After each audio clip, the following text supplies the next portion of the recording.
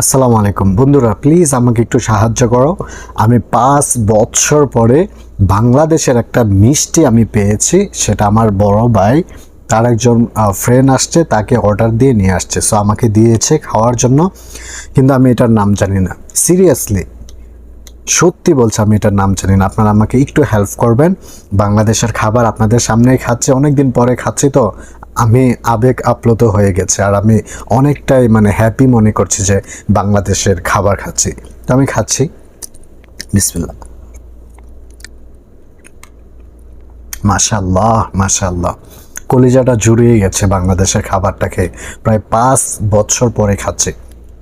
তো বন্ধুরা, প্লিজ আমাকে জানবা এই মিষ্টিটার নাম কি। সত্যি আমি জানি না, মানে বলছি এই মিষ্টিটার নাম আমি জানি না। আমাকে একটু জানাবা যে মিষ্টিটার নাম কি। জেনে থাকলে হয়তোবা একদিন বলতে পারবো যে বিদেশের মাটিতেও আমি এই মিষ্টিটা খেয়েছি।